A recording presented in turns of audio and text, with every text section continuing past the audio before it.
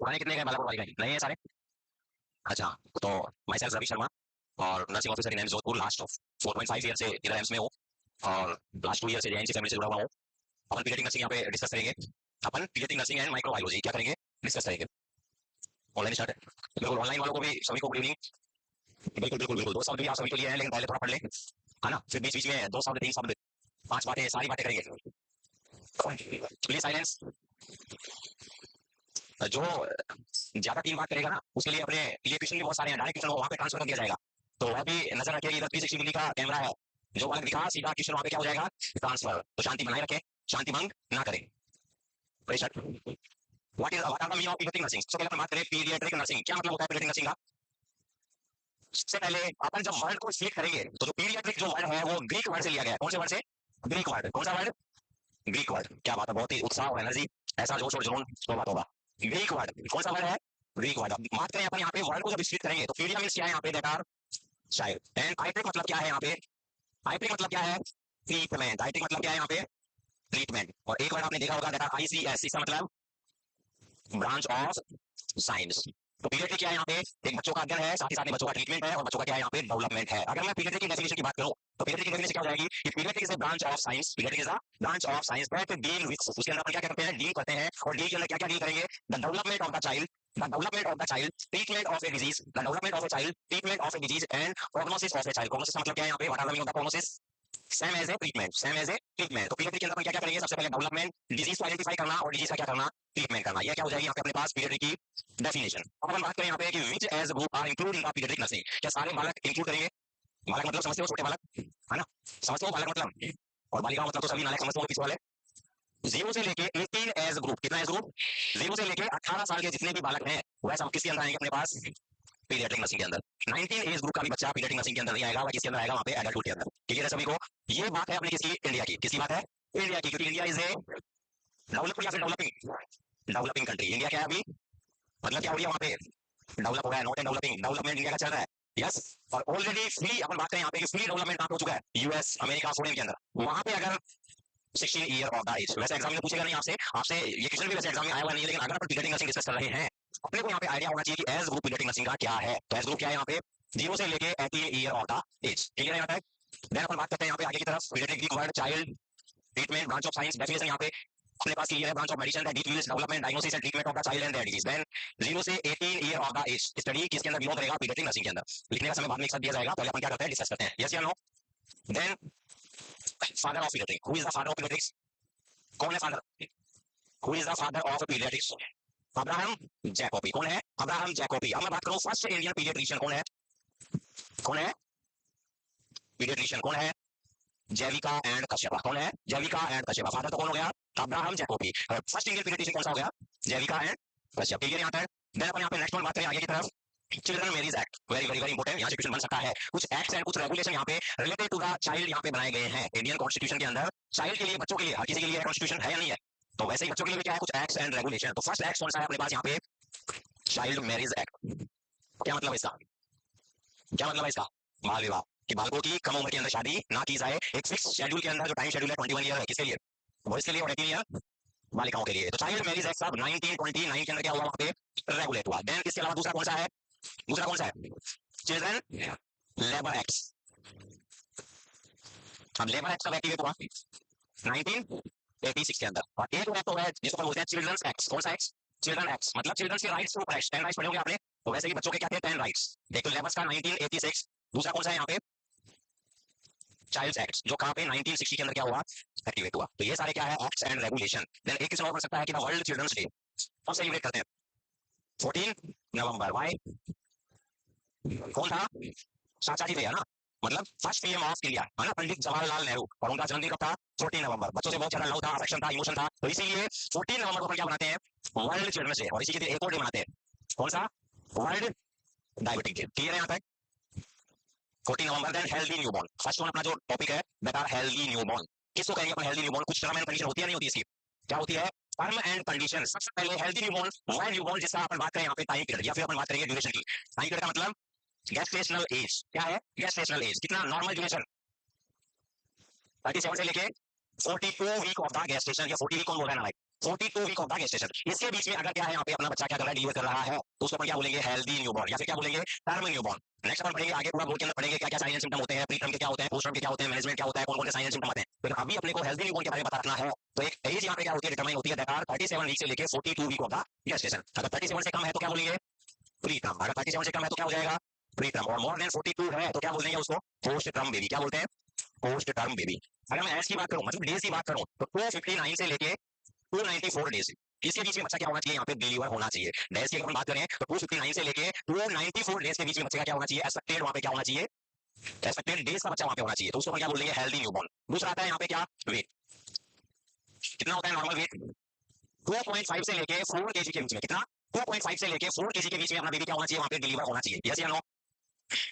Then initiation of respiration, very very very important. What are the meaning of the initiation of respiration, what are the meaning of the initiation of respiration.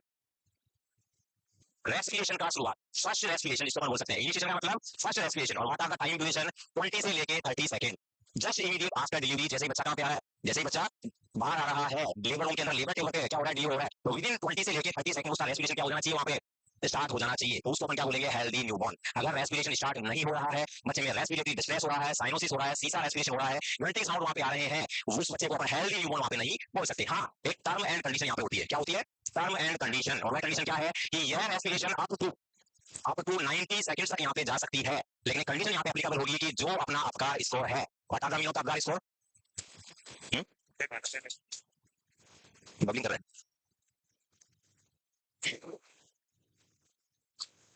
Condition क्या होनी चाहिए अपने पास कि यह respiration 90 second तक भी normal रहेगा। लेकिन किन बच्चों के अंदर, जिन बच्चों के अंदर अफगान स्कोर का पैरामीटर क्या है, नॉर्मल। अगर अफगान स्कोर के पैरामीटर नॉर्मल है तो यह रेस्पिरेशन अप टू 90 सेकंड भी क्या है, नॉर्मल कंडीशन है। अफगान स्कोर पढ़ेंगे अपन, 5 कैरेक्टरिस्टिक क्राइटेरिया अपन डिटरमाइन करते हैं, हार्ट रेट चेक करते हैं, कलर चेक करते हैं, रिफ्लेक्स चेक करते हैं, एक्टिविटी चेक करते हैं, मसल रिस्पॉन्स चेक करते हैं। तो यह सारी एक्टिविटी अगर बच्चे की नॉर्मल है तो रेस्पिरेशन वहां पे 90 सेकंड तक अगर स्टार्ट नहीं हो पाता है तो भी क्या है, वह नॉर्मल कंडीशन। यस या नो, क्लियर है यहाँ तक सभी को। देन एक होता है primary apnoea. What are the meaning of the primary apnoea, what are the meaning of the primary apnoea.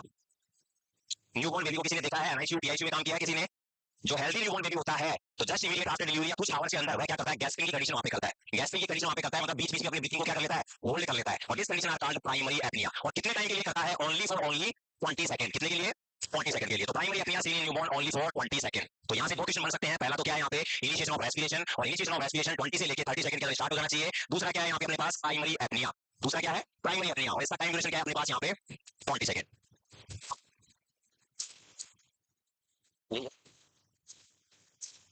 इसी में नहीं, इसमें कितना अभी किसका लैपटॉप है,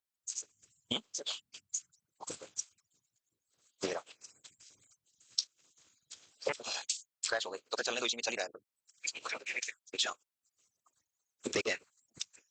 then immediate conduct the extra uterine life. बच्चा जैसे ही डिलीवर होता है, और पढ़ लिया आपने सभी ने, बच्चा पैदा हो गया, अरे बच्चा आ गया क्या, नहीं आया बच्चा, तो बच्चा आने के बाद ही अपनी पीरियडिक नर्सिंग की क्या होती है, शुरुआत। तो सबसे पहले बच्चा एक्स्ट्रा यूट्राइन लाइफ को भी क्या करना चाहिए, वहां पे अडॉप्ट करना चाहिए। क्योंकि काफी सारी स्ट्रगल और काफी सारी मेहनत मुसीबतों के बाद में बच्चा बाहर आता है नहीं आता, कितना effort, internal rotation, extra rotation, restitution होता है नहीं होता, कितनी सारी स्टेप्स हैं। और फिर अगर मैटरनल पेल्विस भी वहाँ पे क्या है, नैरो है, ऑब्स्ट्रक्शन है, पावर पैसेंजर पाथवे में कुछ डिफेक्ट है, तो भी बच्चे को क्या होता है वहाँ पे, तो भी बच्चे के ऊपर सारी कंडीशन क्या होती है, अप्लाई होती है। तो उन सारी कंडीशन को गुजरने के बाद बच्चा वहाँ पे क्या करना चाहिए, immediate adopt the extra uterine life, है ना। उसी को क्या बोलेंगे, हेल्दी न्यूबॉर्न। देन अपन यहाँ पे नेक्स्ट बात करें, एक्स्ट्रा यूट्राइन लाइफ को अडॉप्ट करने की कितनी फेजेज होती है बच्चे की, 3 phases. A child can suffer, a child can undergo the 3 phases to susceptible in the extrauterine life that are the 3 phases. कितनी phases है, 3 phases। ऐसा नहीं है कि वहाँ पे जैसे ही बच्चे की डिलीवरी हुई और बच्चा क्या करेगा, वहाँ पे बिल्कुल आंख मारेगा या फिर बात करें वहाँ पे गैस्ट्रेटरी मूवमेंट करेगा, टंग मूवमेंट करेगा, लात मारेगा, पंजा चलाएगा, स्माइल करेगा, ऐसा नहीं करता है। 3 फेजेज के अंदर यहाँ पे क्या आता है, बच्चा रिएक्टिवनेस शो करता है। क्या करता है, रिएक्टिवनेस शो। और यह जो फेजेज है वह मैक्सिमम 8 आवर की चलती है। कितनी फेजेज की, 8 आवर की। जो पहली फेज होती है उसको बोलते हैं फर्स्ट स्टेज ऑफ रिएक्टिवनेस,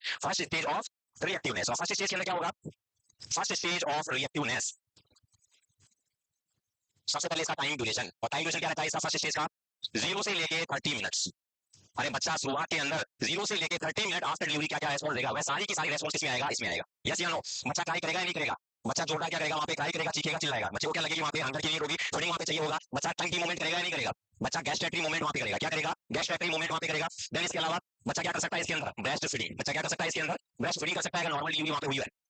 अगर नॉर्मल डिलीवरी हुई है तो बच्चा क्या कर लेगा यहाँ पे, ब्रेस्ट फीडिंग। कुल मिला के अपने को एक ही वर्ड ध्यान रखना है, दैट आर रिएक्टिवनेस। बच्चा क्या करेगा यहाँ पे, एनवायरमेंट के प्रति अपने को क्या देगा, वहाँ पे रिएक्शन शो करेगा, that are first stage of reactiveness. अब अपन बात करें यहाँ पे taste movement, tongue movement, active alert, eye open करेगा, आई को बंद करेगा, ओपी की थी। अच्छा अब स्कूल गए हो? Active alert, eye open, respiratory movements, taste tongue movement. Reactiveness यहाँ पे शो करेगा data, first stage of reactiveness. अब आता है यहाँ पे दूसरी जो स्टेप आएगी, सबसे पहले उसका टाइम ड्यूरेशन, और टाइम ड्यूरेशन क्या रहेगा यहाँ पे 30 मिनट से लेके 2 आवर। कितना रहेगा? 30 मिनट से लेके 2 आवर उसका टाइम रहेगा। और इस स्टेज का जो नाम रहेगा वह रहेगा यहाँ पे stage of decrease reactiveness. Stage of decrease reactiveness मतलब just opposite to the first stage, just opposite to the first stage. इस स्टेज के अंदर क्या करेगा बच्चा, जितनी भी एक्टिविटी है उन सबको क्या करेगा, डिक्रीज कर लेगा। नाम से क्लियर है, डिक्रीज स्टेज ऑफ रिएक्टिवनेस। क्या करेगा बच्चा, डल हो जाएगा, बच्चा लेथार्जी हो जाएगा, बच्चा स्लीप की कंडीशन में चला जाएगा। यस या नो? अरे आधे घंटे बाद में बच्चे ने दूध पिया, सुसु की, और क्या करेगा वहां पे, सो जाएगा। क्या करेगा, सो जाएगा। तो नाम से क्लियर है, decrease stage of reactiveness. Time duration क्या रहेगा इसका, 30 मिनट से लेके 2 आवर। देन बाउल मूवमेंट में बी प्रेजेंट। इंपोर्टेंट क्या रहेगा इसके अंदर, बाउल मूवमेंट। अब बच्चे ने मान लो फर्स्ट स्टेज में क्या कर लिया, ब्रेस्ट फीडिंग कर लिया है, तो बाउल मूवमेंट्स वहां पे आएंगे या नहीं आएंगे? क्या immediate just immediate after delivery बच्चे के बाउल मूवमेंट्स देखने को मिलेंगे? नहीं देखने को मिलेंगे। अरे बच्चे की इंटेस्टाइन एकदम स्ट्राइल है, कुछ खाया पिया ही नहीं, बच्चे ने वहां पे ब्रेस्ट फीडिंग नहीं किया, तो कैसे बाउल मूवमेंट्स वहां पे आएंगे? फर्स्ट स्टेज में बच्चे ने ब्रेस्ट फीड किया, देन अपन बात करें 1 से 1.5 घंटे बाद में, 1 से 1.5 घंटे बाद में क्या जाएंगे वहां पे, बाउल की पेरिस्टालसिस मूवमेंट वहां पे क्या हो जाएगी, एक्टिवेट हो जाएगी। बाउल मूवमेंट्स यहाँ पे क्या हो जाएंगे, प्रेजेंट हो जाएंगे। देन जो थर्ड वन स्टेज है, और थर्ड वन स्टेज का क्या नाम क्या हो जाएगा यहाँ पे, second stage of reactiveness. Second stage of reactiveness मतलब फर्स्ट स्टेज का जस्ट सिमिलर। वापस बच्चा क्या करेगा वहां पे, जग जाएगा। वापस बच्चा क्या करेगा वहां पे, जग जाएगा। टाइम ड्यूरेशन क्या रहेगा इसका, सेकंड स्टेज का 2 आवर से लेके 8 आवर। अब बच्चा वापस सो के उठा है तो उसको भूख लगेगी या नहीं लगेगी? अरे हंगर की होगी या नहीं होगी? बच्चा चिल्लाएगा या नहीं चिल्लाएगा? बच्चा जोर से क्या करेगा, क्राई करेगा, उसको ब्रेस्ट फीडिंग वापस चाहिए। साथ ही साथ में मैकोनियम में बी प्रेजेंट। इस जो सेकंड स्टेज ऑफ रिएक्टिवनेस है उसके अंदर क्या हो जाएगा, मैकोनियम यहाँ पे क्या हो जाएगा, प्रेजेंट हो जाएगा। What are the meaning of the meconium, very important. What are the meaning of the meconium, the first stool of the baby जिसका अपीयरेंस विदिन 24 आवर के अंदर क्या हो जाता है, पास आउट हो जाता है। ग्रीनिश बल्जिंग कलर का होता है, एकदम स्टाइल होता है, फ्री फ्रॉम माइक्रोफ्लोरा होता है। यस या नो? तो मैकोनियम यहाँ पे क्या हो जाएगा, प्रेजेंट हो जाएगा।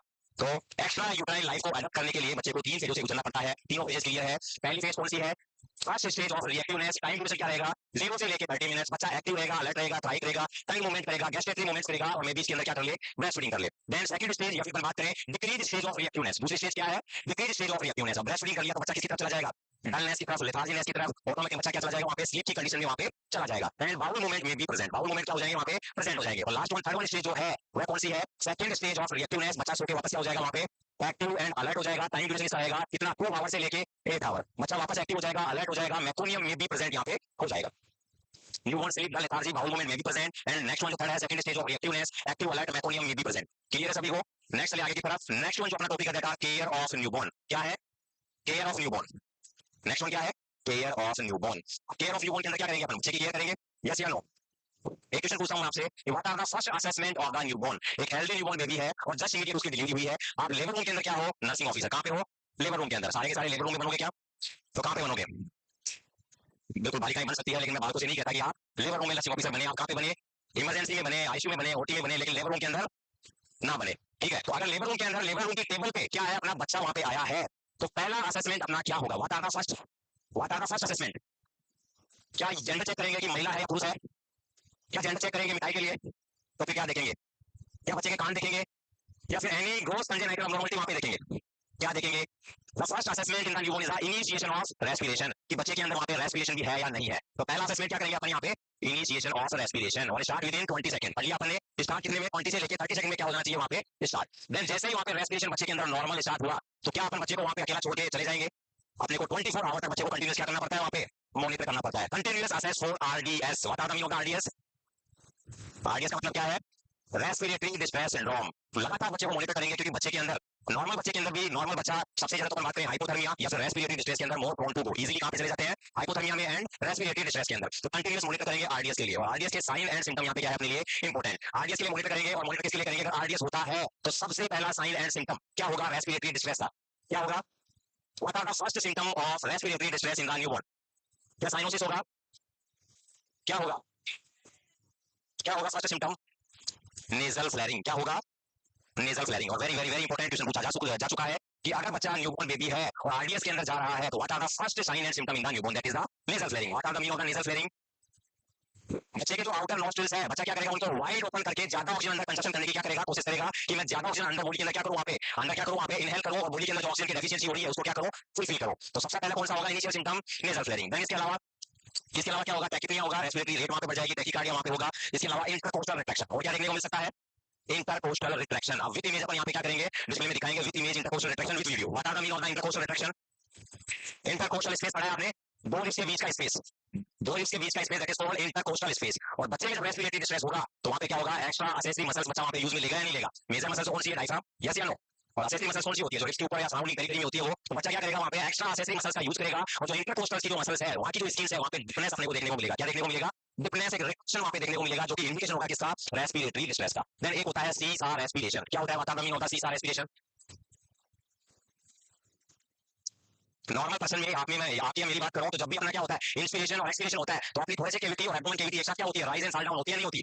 तो ये क्या है, नॉर्मल रेस्पिरेशन। लेकिन किसी पर्सन में या किसी बच्चे में अगर क्या होगा, रेस्पिरेटरी डिस्ट्रेस होगा, तो वहां पे क्या होगा, जो थोड़ी सी कैविटी और जो एब्डोमिनल कैविटी है, उसका राइज एंड फॉल डाउन क्या हो जाएगा, अपोजिट हो जाएगा। यस या नो। जब क्या होगा, वहां पे थोड़ी सी कैविटी क्या होगी, वहां पे एक्सपिरेशन क्या होगी, वहां पे खुलेगी, एक्सपायर होगी, तो एब्डोमेन क्या हो जाएगा, वहां पे कंप्रेस हो जाएगा। और एब्डोमेन जब क्या होगा, वहां पे एक्सपायर होगा, थोड़ी सी कैविटी क्या हो जाएगी, वहां पे कंप्रेस हो जाएगी। That is called seesaw respiration. Clear है। देन अगर अपने सीसार रेस्पिरेशन तक भी बच्चे का मैनेजमेंट नहीं किया, ऑक्सीजन थेरेपी वहां पे नहीं दी, पोजीशनिंग वहां पे नहीं दी, बच्चे को रिसक्सिटेट वहां पे नहीं किया, तो फाइनली बच्चा किसमें जाएगा, वहां पे किसमें जाएगा, cyanosis. What are the meaning of the cyanosis, generalise bluish discoloration of the body. Generalise bluish discoloration of the body, पूरा का पूरा बच्चे का जो बॉडी का कलर है, स्किन का कलर है, वह क्या हो जाएगा, ब्लूइश डिस्कलरेशन। और दैट इज कॉल्ड साइनोसिस, और इट इज लेट कंडीशन। ये क्या है, लेट कंडीशन। सबसे लेट कंडीशन कौन सी होती है, रेस्पिरेटरी डिस्ट्रेस की, साइनोसिस। और अर्लीस्ट कौन सी होती है, नेजल फ्लेरिंग। और अगर साइनोसिस को मैनेजमेंट नहीं किया, फाइनली कोमा एंड डेथ, बच्चा किसकी तरफ जाएगा, कोमा एंड डेथ की तरफ वहां पे जाएगा। क्लियर है यहाँ तक सभी को। Initiation of respiration 20 to 30 second, it is assessed by crying of the baby. Normally बच्चा जब डीओ होता है, तो देखा होगा आपने कि चीख का चिल्लाता हुआ वहां पे आता है, यस या नो, काई करता हुआ आता है। तो बच्चा काई कर रहा है, इसका मतलब बच्चे में रेस्पिरेशन की स्टार्टिंग, रेस्पिरेशन का शुरुआत वहां पे हो चुका है। ऐसा नहीं है कि अपन वहां पे बच्चे को सुला के वहां पे रेस्पिरेटरी रेट काउंट करने लग जाएंगे, ऐसा नहीं करना। क्योंकि इमीडिएट और भी अपने को क्या करना रहता है, वहां पे प्रोसीजर करने रहते हैं, सक्सेनिंग करना रहता है, अम्बिलिकल कॉर्ड को क्लैंप करके कटिंग करना, अपना इसको काउंट करना। ऐसा नहीं है कि अपन वहां पे बैठ के 1 मिनट के लिए क्या करने लग जाएंगे, रेस्पिरेटरी रेट को काउंट, वो नहीं करना। अगर बच्चा क्राई कर रहा है, it means the baby are healthy and well being, respiration are started. Clear है सभी को। रेस्पिरेशन का अपन कैसे देखेंगे, बच्चा क्राई कर रहा है तो मतलब बच्चा क्या है, वहां पे नॉर्मल है, रेस्पिरेशन स्टार्ट हो चुका है। आपका स्कोर के अंदर प्रॉब्लम नहीं है, तो रेस्पिरेशन 90 सेकंड तक भी वहां पे जा सकता है, 90 सेकंड तक भी जा सकता है। देन नेक्स्ट वन यहाँ पे कंटीन्यूअस मॉनिटर फॉर आरडीएस, और that is the nasal flaring initial symptom. This is the image. अगर ऐसा इमेज आपको एग्जामिनर शो करता है और क्वेश्चन पूछ सकता है कि identify this image and make the proper diagnosis, आपको इमेज को क्या करना है, आइडेंटिफाई करना है, और इमेज से आपको पहचानना है कि इमेज से बच्चे में कौन सी क्लिनिकल कंडीशन यहाँ पे क्या हो रही है, अपीयर हो रही है। तो कौन सी क्लिनिकल कंडीशन है, बेटा दिख रहा है बालक को, बालक दिख रहा है सभी को, अरे बालक दिख रहा है सभी को, आवाज नहीं आ रही, अरे आवाज नहीं आ रही, क्या हुआ, क्या हुआ, नेजल फ्लेयरिंग। बच्चे के आउटर नोस्ट्रिल्स को जब आप देखेंगे, तो आउटर नोस्ट्रिल क्या रहेंगे, वहां पे वाइड ओपन। इसका मतलब बच्चे में क्या है, नेजल फ्लेयरिंग, इंटरकोस्टल रिट्रैक्शन। दिख रहा है सभी को। जो लिप्स के बीच में जो स्पेस है, वहां की स्किन के अंदर क्या देखने को मिलेगा, डिफनेस देखने को मिलेगा, रिट्रैक्शन वहां पे देखने को मिलेगा। ग्रंटिंग साउंड, और ग्रंटिंग साउंड कौन सी, एक्सपायरेटरी ग्रंटिंग। जब बच्चा क्या करेगा, वहां पे एक्सपीरेशन करेगा, हवा को बाहर निकालेगा, एयर को बाहर निकालेगा, तो वहां पे खटखटाहट की साउंड वहां पे आएगी, ग्रंटिंग साउंड वहां पे आएगी। These are indicator of respiratory distress. Then seesaw respiration, rise and fall down of the chest and abdomen not अगर टुगेदर। साथ में वहां पे राइज एंड फॉल डाउन देखने को नहीं मिलेगा, टैकिप्निया। और बच्चे में टैकिप्निया का बोलते हैं जब respiratory rate more than 20 60 breath per minute, more than 60 breath per minute अगर जा रही है, तो बेबी अपन बोल सकते हैं कि बेबी क्या है, वहां पे टैकिप्निया है, बेबी क्या है, वहां पे टैकिप्निया की कंडीशन है। और साइनोसिस क्या है, लेट सिम्टम। तो फर्स्ट एंड लेट सिम्टम का आपको ध्यान रखना है। मैंने एक वीडियो आपके लिए, आपको इमेज को पहचानना है, वीडियो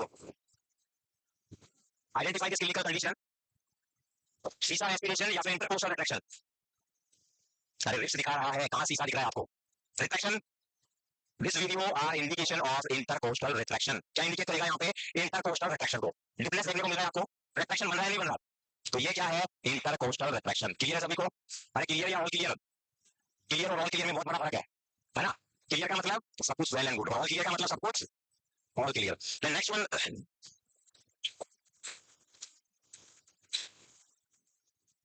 नेक्स्ट वन है अपने पास नर्सिंग इंटरवेंशन। क्या हुआ, इसको छाप लिया जाए, तो बिल्कुल फटाफट बिना डिले किए हुए इसको राइट डाउन करेंगे। पीडियाट्रिक नर्सिंग छाप लिए। देन नेक्स्ट चलते हैं आगे की तरफ। Greek word pedia means child, catholic means treatment, ICS मतलब ब्रांच ऑफ साइंस। 0 से 18 age group are study under paediatrics.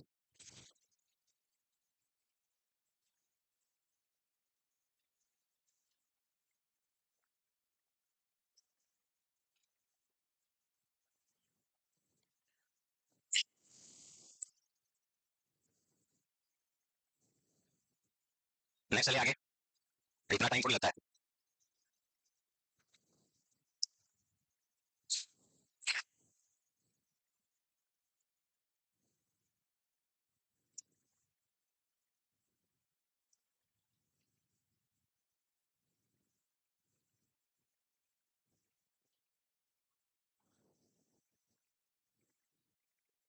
बिल्कुल ले सकते हैं आप, लेकिन फीलिंग को अभी काबू में रखें, दमित भावनाओं को उजागर ना करें।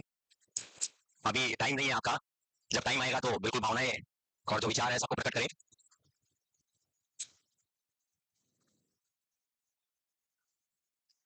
नेक्स्ट चलिए आगे।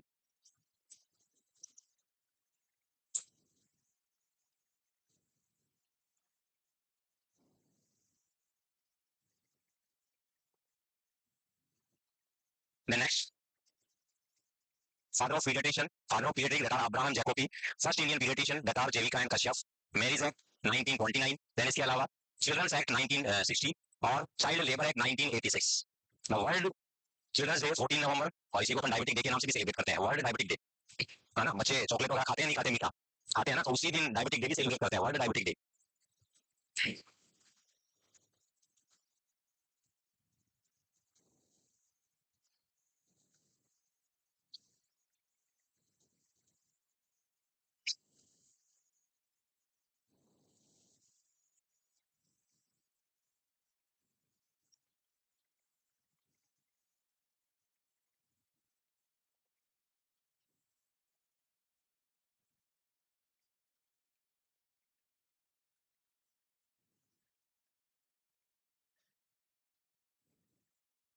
नेक्स्ट चलिए आगे। यहाँ तक क्लियर है सभी को? नॉर्मल वर्ड अपन ने पढ़ा, वर्ड का स्प्लिट किया, डेफिनेशन अपन ने पढ़ी, एस ग्रुप पढ़ा, देन अपन ने क्या पढ़ा यहाँ पे, कुछ एक्शन रेगुलेशन, देन बात करते हैं healthy newborn.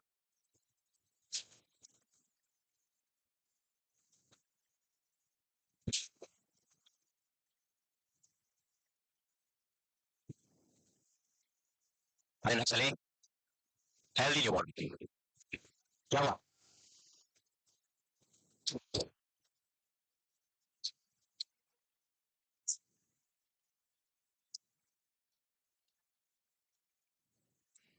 Then healthy newborn deliver at term 37 से लेके 42 वीक होना gestation, that are appropriate age of the delivery.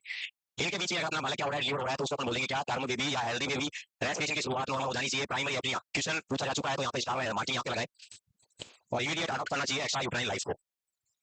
Uterus से बच्चा बाहर आ रहा है, तो एक्स्ट्रा यूट्राइन एक्स्ट्रा इन्वायरमेंट को जल्दी से क्या करना चाहिए, वह अडॉप्ट करना चाहिए, जो कि 3 फेजेस के अंदर बच्चा क्या करता है, अडॉप्ट करता है। First stage of reactiveness, the time duration is 0 से लेकर 30 मिनट। रिएक्टिवनेस हम यहाँ पे अलर्ट हो जाएगा, एक्टिव हो जाएगा, आई का मूवमेंट करेगा, गैस्ट्रेटरी मूवमेंट करेगा, टंग का मूवमेंट करेगा, टेस्ट के लिए टंग का मूवमेंट, ब्रेस्ट फीडिंग के लिए टंग का movement, gustatory movement.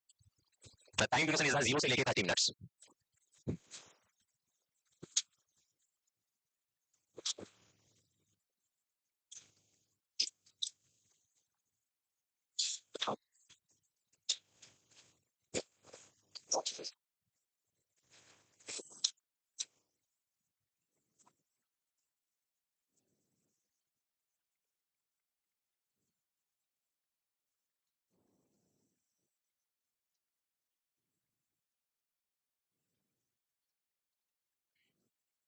Stage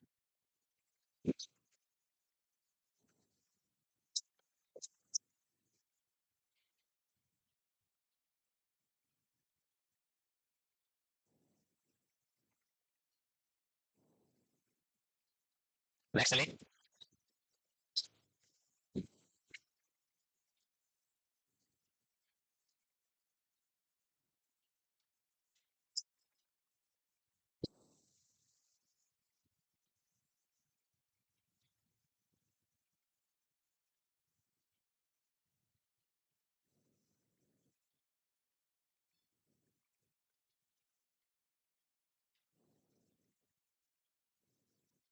next बात करते हैं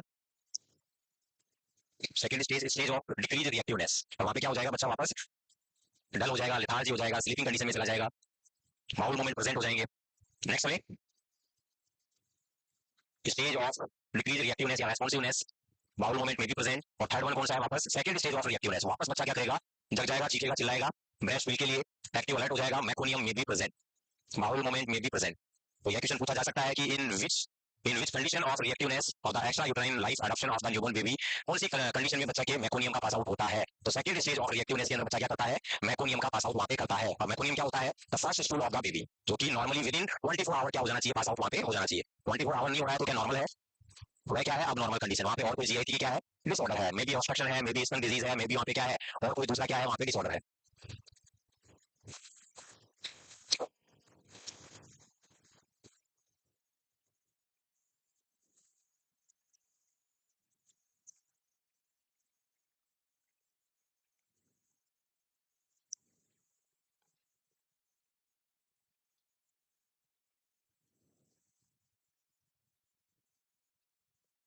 next one, care of newborn. ये हो गया नॉर्मल जनरल इंट्रोडक्शन, क्या स्टेजेस होती है, क्या एक्स होते हैं, क्या डेफिनेशन होती है। अब जो मेन पार्ट आता है वो आता है अपने पास केयर का। Care of newborn. Care of newborn का मतलब जस्ट इमीडिएट आफ्टर डिलीवरी क्या प्रायोरिटी मैनेजमेंट अपन बच्चे का वहां पे करते हैं। जस्ट इमीडिएट आफ्टर डिलीवरी क्या प्रायोरिटी मैनेजमेंट अपन बच्चे का करते हैं। सबसे पहले तो क्या करेंगे, असेसमेंट करेंगे, रेस्पिरेशन देखेंगे। रेस्पिरेशन देखेंगे क्राइंग के द्वारा कि नॉर्मल बच्चा ट्राई कर रहा है, मतलब बच्चे का रेस्पिरेशन स्टार्ट हो चुका है। टाइम ड्यूरेशन 20 से लेकर 30 सेकंड है। अगर आपका इसको नॉर्मल है तो 90 सेकंड तक किया जा सकता है। कंटिन्यूस बच्चे को क्या करेंगे, वेट एंड वॉच करेंगे, मॉनिटर करेंगे आरडीएस के लिए, रेस्पिरेटरी डिस्ट्रेस सिंड्रोम के लिए। और उसके साइन एंड सिम्टम अपने पढ़े, that are grunting sound, tachypnoea, expiratory sound, seesaw respiration, intercostal retraction, और फाइनली क्या हो जाएगा, cyanosis. The first symptom is the nasal flaring, late symptom is the cyanosis, death and finally अगर treatment नहीं दिया तो बच्चा किस तरफ जाएगा, डेथ की तरफ। The first assessment is the initiation of respiration. No problem, no changes in the Apgar score. The initiation up to 90 second. यह रेस्पिरेशन 90 सेकंड तक भी जा सकता है, लेकिन Apgar स्कोर के पैरामीटर क्या आने चाहिए, वहां पे नॉर्मल होने चाहिए। कंडीशन क्या है कि Apgar स्कोर वहां पे क्या होना चाहिए, नॉर्मल होना चाहिए। Apgar स्कोर पढ़ेंगे अपन पूरा बोर्ड में, क्या क्राइटेरिया, कैसे रिजल्ट डिटरमाइन करते हैं, कितने क्राइटेरिया होते हैं, कितना इसका रिजल्ट होता है, माइल्ड मॉडरेट सीवियर, क्या मैनेजमेंट अपन करते हैं।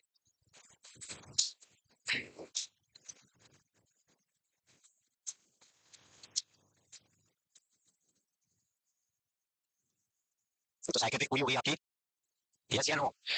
तो फिर ऐसे दबी दबी और बुझी बुझी आवाज क्यों आ रही है।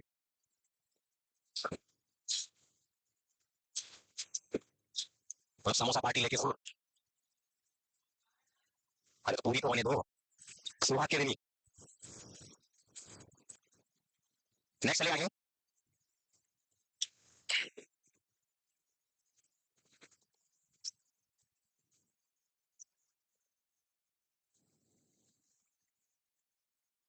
तो सर ने बहुत उठा उठा के चिपकाया आपको दीवारों पे, चिपकाया होगा, तो चिपकोगे नहीं चिपकोगे एक दिन। अरे आप भी चिपकोगे नहीं चिपकोगे, अंदर से कॉन्फिडेंस बोल रहा है या वैसे ही चिपकोगे। अंदर से कॉन्फिडेंस बोलना चाहिए कि हाँ सर हम चिपकेंगे, है ना। नेक्स्ट चलिए आगे।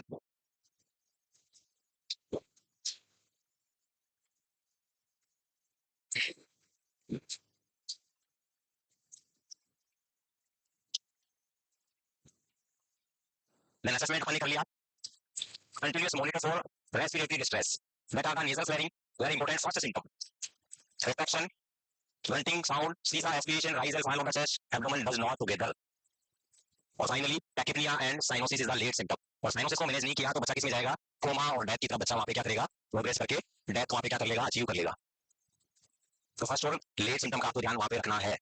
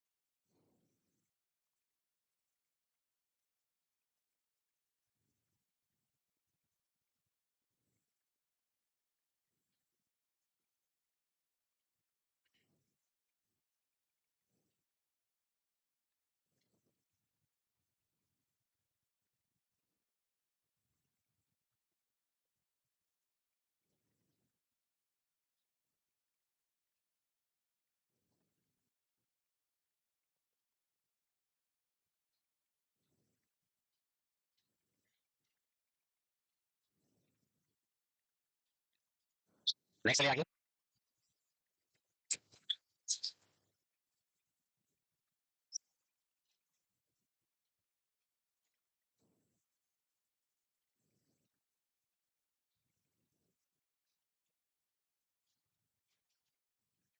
देन नेक्स्ट वन, वीडियो अपन देख लिया था।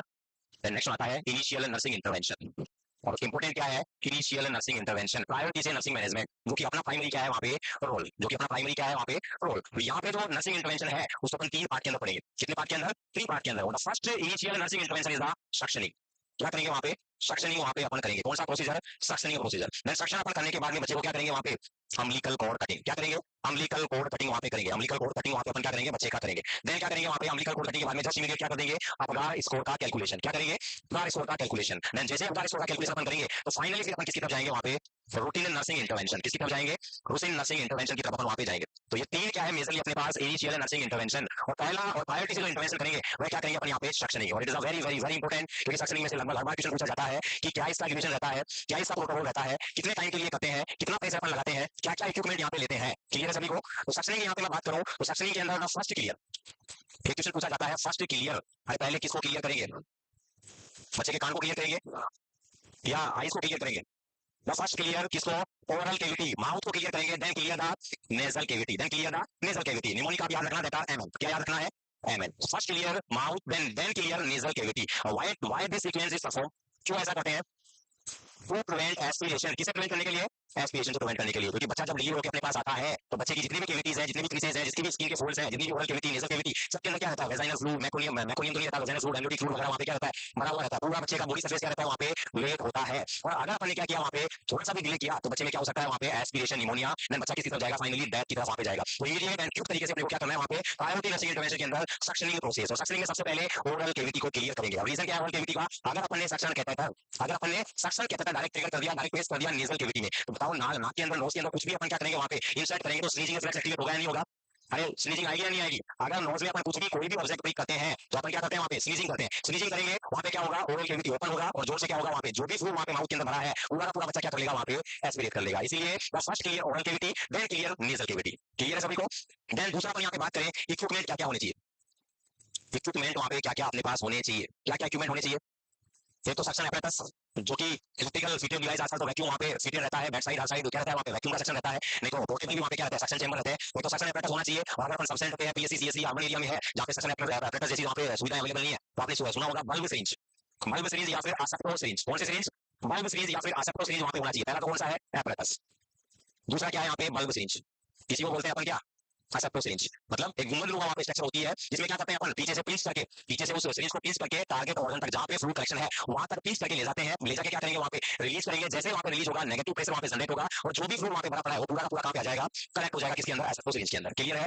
जब भी सेक्शन परफॉर्म करें तो सबसे इंपॉर्टेंट टाइम ड्यूरेशन क्या है यहाँ पे? Duration very very very important, बहुत बार एग्जाम में क्वेश्चन पूछा जाता है। Never more than 10 second. कभी भी किसी भी हालत में 10 सेकंड से ज्यादा सेक्शन अपने को नहीं करना। आइडियल रेंज यहाँ पे अपनी क्या होती है? 5 से लेके 10 सेकंड। लेकिन कभी भी 10 सेकंड से ज्यादा अपने को सेक्शन परफॉर्म नहीं करना है। जब भी अपन सेक्शन कर रहे हैं बच्चे के, तो प्री सेक्शन से करने से पहले, वैसे अभी तो अपन हाइपोक्सिलेट नहीं कर सकते क्योंकि बच्चा न्यूबॉर्न है, फ्लूइड वहां पे भरा है, लेकिन अगर नॉर्मली बच्चा ट्रैकेस्टोमी पे है, इंट्यूबेटेड है, ऑक्सीजन की डेफिशिएंसी है, उस कंडीशन में सेक्शन करने से पहले और सेक्शन करने के बाद में क्या करना है? हाइपर ऑक्सीजनेटेड 100% FiO2 वहां पे अपने को क्या करनी है? डिलीवर करवानी है। यस या नो? क्योंकि सेक्शन क्या कोस करता है? वहां पे हाइपोक्सिया, जो भी वहां पे क्या होगी, एयर होगी, उसको क्या कर लेगा? शट डाउन कर लेगा। दूसरा क्वेश्चन पूछा जाता है prolong suction can causes, very very very important. अगर आप लंबे समय तक किसी बच्चे में, किसी एडल्ट में क्या कर रहे हैं? सक्शन प्रोसेस कर रहे हैं, तो क्या कॉज करेगा? Hypoxia and bradycardia. क्या होगा? Hypoxia and bradycardia. और फाइनली किसी तरफ जाएगा? डेथ की तरफ जाएगा। सेम कंडीशन सीपीआर में होती है। जब आप सीपीआर के दौरान क्या कर रहे हैं? पल्स का असेसमेंट कर रहे हैं, तो never check more than 10 second. 10 second से ज्यादा आपको समय नहीं लगाना है पल्स चेक करने में। ऐसा नहीं है कि वहां पे विक्टिम के पास बैठ गए वो 1 मिनट के लिए पल्स असेसमेंट कर रहे हैं, इतने में तो क्या हो जाएगा? क्या हो जाएगा?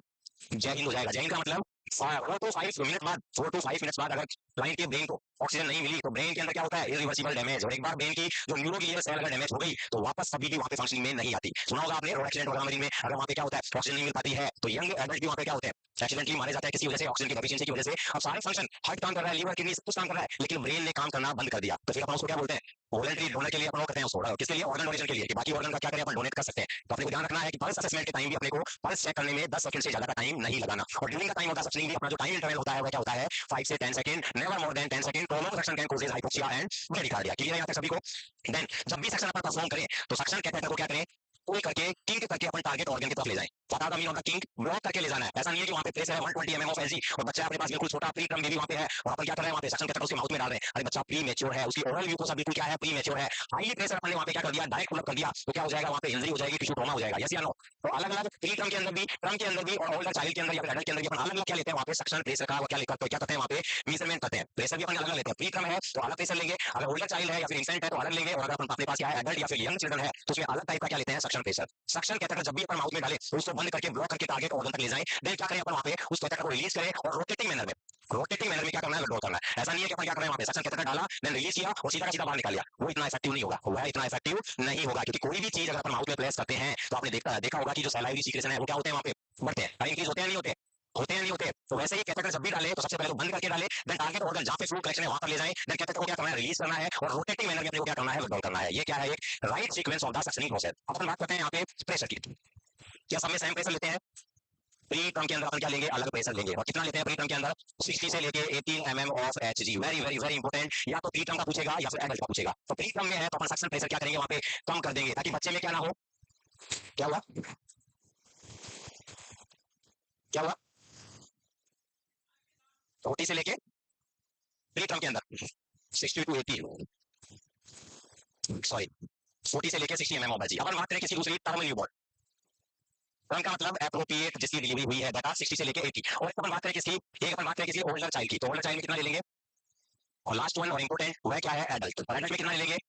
100 से लेके 120।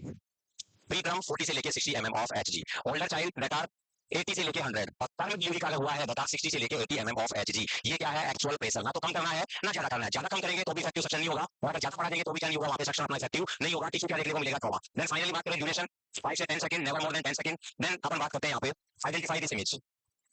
क्या है, सक्शन, सक्शन एपरेटस, या अपन बोल सकते हैं पोर्टेबल मशीन। इसको क्या बोल सकते हैं, पोर्टेबल मशीन। यहाँ पे क्या रहता है, यहाँ पे वैक्यूम गोज यहाँ पे लगा रहता है, एक प्रेशर मॉनिटरिंग वाल यहाँ पे लगा रहता है। यहाँ पे इलेक्ट्रिकल कनेक्टर्स का होता है, साथ में वन साइड की जो ट्यूबिंग होती है, ये वन साइड की जो ट्यूबिंग होती है इसको तो अपन यांकू सक्शन से कनेक्ट करके डायरेक्ट यहाँ पे कनेक्ट कर देते हैं, जहाँ पे अपने को क्या करना है, सक्शन करना है। और दूसरी साइड की जो ट्यूबिंग होती है इसके अंदर क्या होता है, नेगेटिव प्रेशर से सीधा क्या आता है, वहाँ पे प्रेशर आता है। तो वन साइड को क्या कर देंगे अपन, यांकू सक्शन से कनेक्ट करके जहाँ पे अपने को सक्शन करना है वह ट्यूब को क्या कर देंगे, टच कर देंगे। दूसरा क्या है, बल्ब सीरीज या म्यूकस एस्ट्रक्टर, दैट आर म्यूकस एस्ट्रक्टर। इसी में अपन क्या कर सकते हैं, सक्शन कर सकते हैं। वैसे इसका मोस्ट वाइडली जो यूज होता है वह होता है किसके अंदर, कल्चर लेने के अंदर, ट्रेकियल कल्चर के अंदर। ट्रेकियल सक्शनिंग के अंदर ट्रेकियल कल्चर अगर अपने को लेना है तो अपन क्या करते हैं, वहां पे म्यूकस एस्ट्रक्टर का यूज करते हैं। इसमें कैसे सक्शन करेंगे अपन, ये जो पोर्ट है इसमें क्या कर देंगे, यांकू सक्शन कनेक्ट कर देंगे, और दूसरा जो टिप है उसको अपन कहां पे दे देंगे, जिस कैविटी में अपने को क्या करना है, सक्शन करना है, वहां पे क्या कर देंगे, प्लेस कर देंगे। The third one septo syringe, और इसी को क्या बोलते हैं अपन, bulb syringe. Negative pressure generate करता है, अपन क्या करेंगे, इसको पिंच करके टारगेट ऑर्गन तक ले जाएंगे, जहां से फ्लूइड कलेक्शन है वहां पे जाके क्या कर देंगे, रिलीज कर देंगे। जो भी फ्लूइड है सीधा का सीधा कहां पे कलेक्ट होगा, यहाँ पे अपने पास क्या आ जाएगा, कलेक्शन वहां पे आ जाएगा। देन सक्शन कैथेटर की साइज, नॉर्मली अपन बात करें तो एक नॉर्मल न्यूबॉर्न के अंदर जो कैथेटर का अपन साइज लेते हैं दैट आर 6 से लेके 8 फ्रेंड्स तक का नॉर्मल अपन लेते हैं कैथेटर।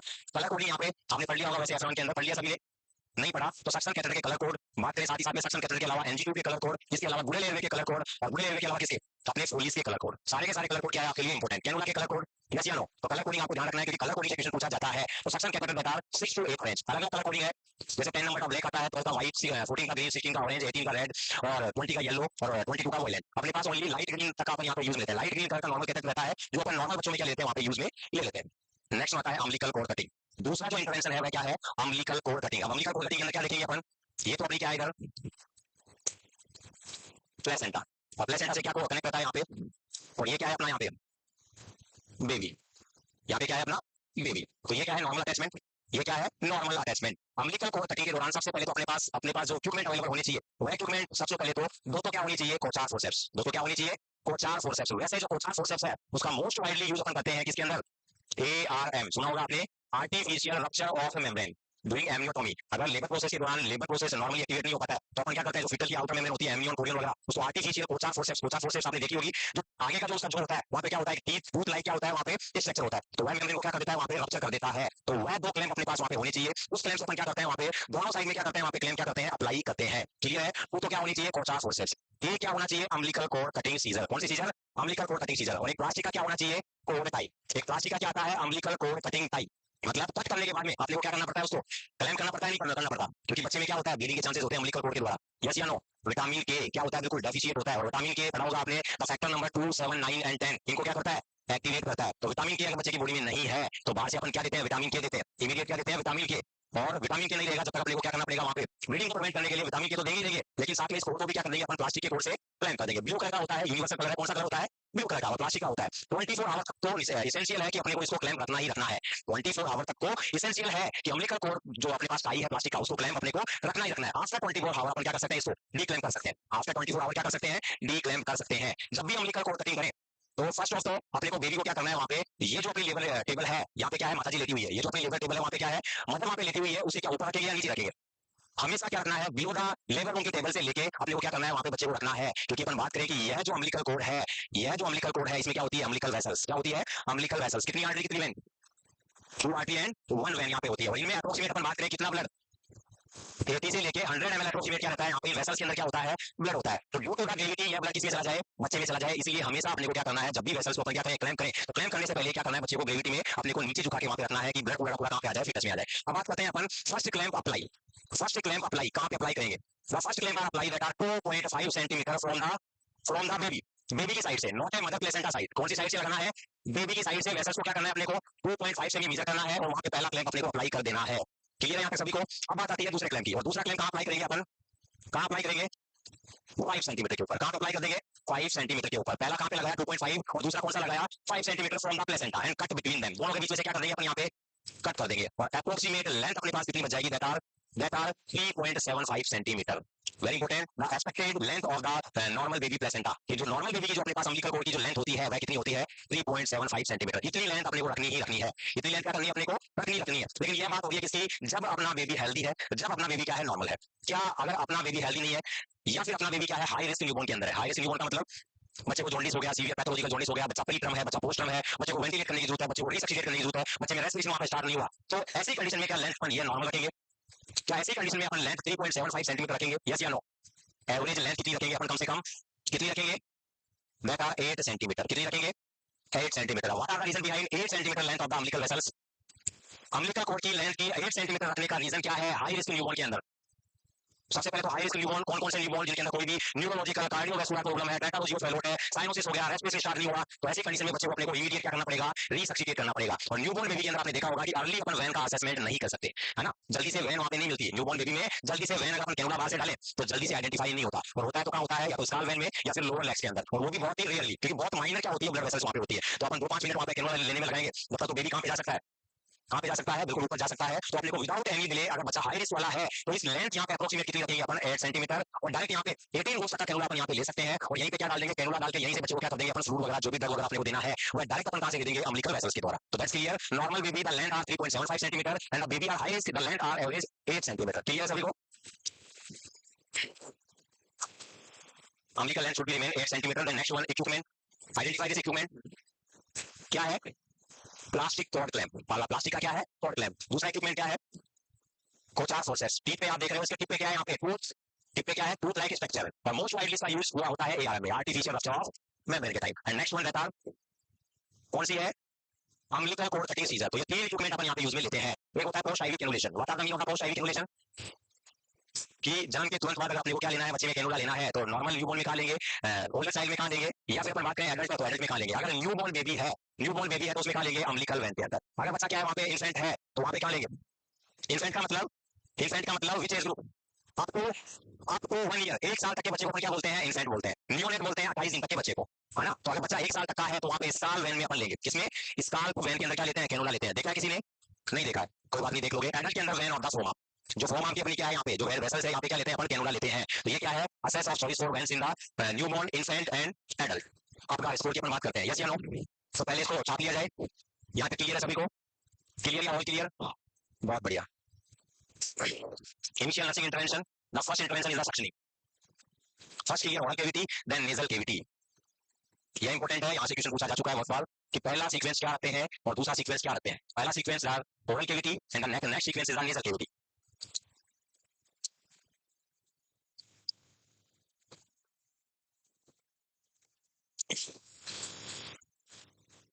नेक्स्ट चलिए आगे।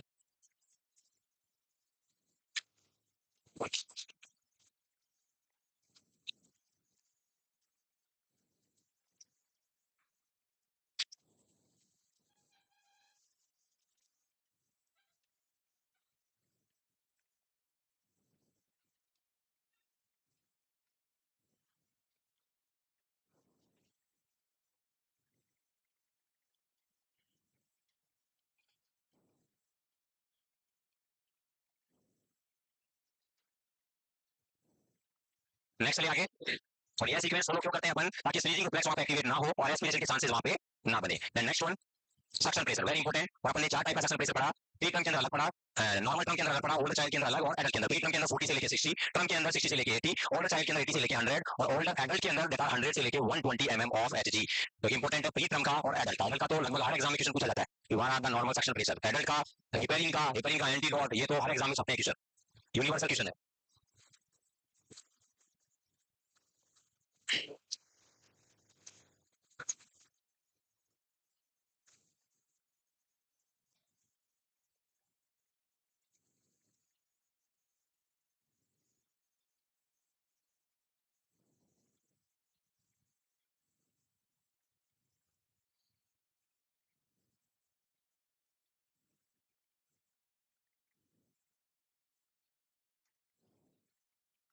नेक्स्ट ले आगे।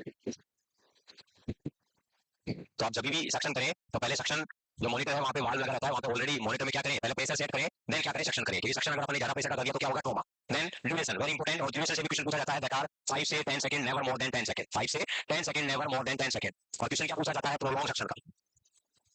Prolong suction can causes that are hypoxia and bradycardia.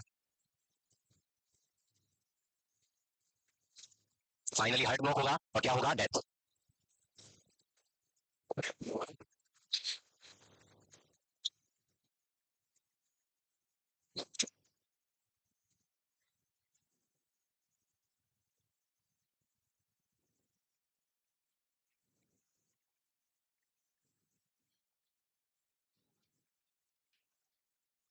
Next चलिए आगे। Then equipment, suction apparatus, valve syringe and mucus extractor।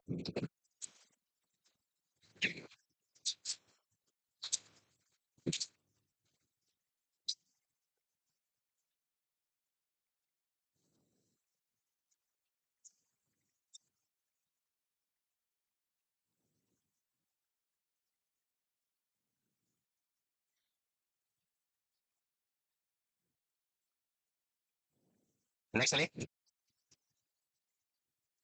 Then suction catheter 6 to 8 French. 6 to 8 French आपको लिखना है, कलर कोडिंग आप F1 के अंदर डिस्कस कर लेंगे।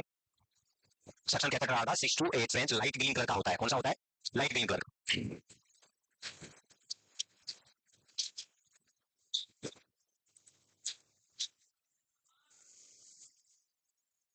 Catheter colour code is the part of F1, वहां पे आप वैसे पढ़ लोगे इनको।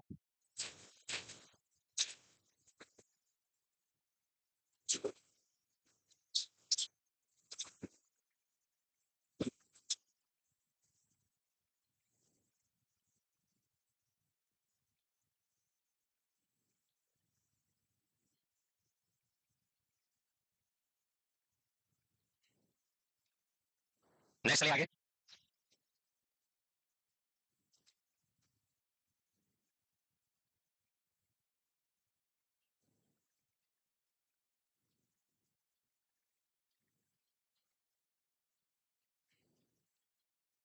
यहाँ पे मेजरली 10 का 14 का एग्जाम में पूछा जा चुका है। 10 नंबर का कौन सा आता है, विच कलर कोड। 14 नंबर का कैथेटर कौन सा कलर कोड है।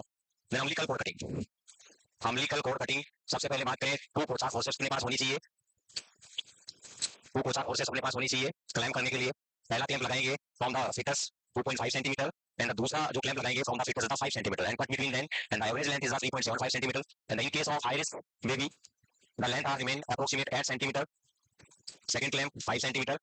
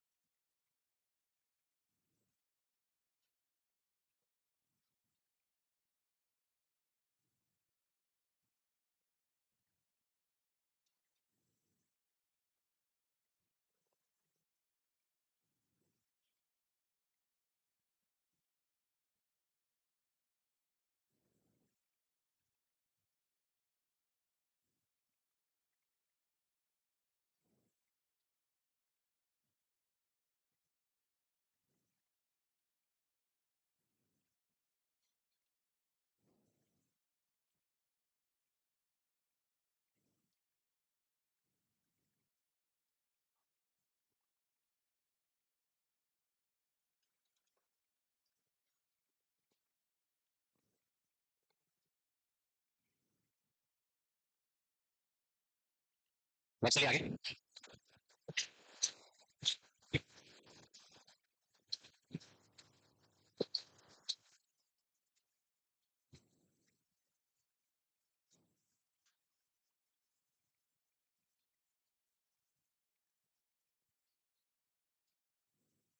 देन नेक्स्ट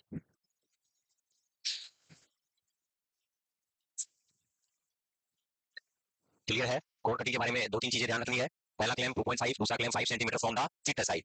बीच में से काट देंगे, बच्चा हाई रिस्क वाला है तो लेंथ क्या रख देंगे अपन 8 सेंटीमीटर। रीजन क्या है, क्योंकि वहां से अपन बच्चे को क्या करेंगे, डायरेक्ट फूड दे सकते हैं, आइनोट्रॉफ दे सकते हैं, बच्चे को रिसब्स्टिट्यूट कर सकते हैं। क्योंकि बच्चा अगर क्रैश होता है तो काफी टाइम अपने को वहां पे आईवी लाइन लेने में लगेगा। इससे बढ़िया अपने पास जो वैन है उसका सीधा डायरेक्टली अपन क्या कर सकते हैं, यूज वहां पे कर सकते हैं। नेक्स्ट इक्विपमेंट्स, तो इमेजेस आपको क्लियर करनी है, यहाँ पे माइंड में क्लियर करनी है। That are plastic cord clamp, umbilical cord cutting scissor and Kocher forceps. और ये जो कोचार फोर्सेप्स है उसका यूज अपन करते हैं एआरएम के अंदर, आर्टिफिशियल रप्चर ऑफ मेम्ब्रेन के अंदर। नेक्स्ट ले then post IV cannulation site, newborn के अंदर अम्बिलिकल वैन, इन्फेंट के अंदर स्टार्ट वैन, और चाइल्ड के अंदर और एडल्ट के अंदर वैन ऑफ द फोरआर्म। ये जो फोरआर्म के अंदर जो वेसल्स रहती है वहां पे अपन क्या लेते हैं, easy assess of the veins.